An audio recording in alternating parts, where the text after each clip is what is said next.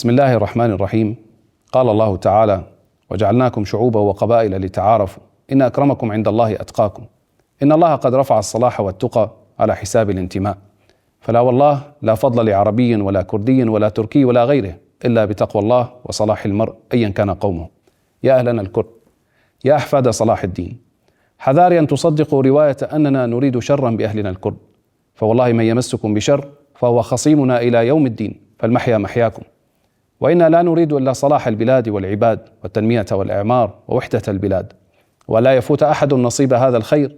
وإني إذ أتشرف اليوم أن أصدر مرسوما خاصا لأهلنا الكرد يضمن حقوقهم وبعض خصوصياتهم بنص القانون، وأحث كل من هجر من أرضه قسرا أن يعود آمنا سالما دون شرط أو قيد سوى رمي السلاح.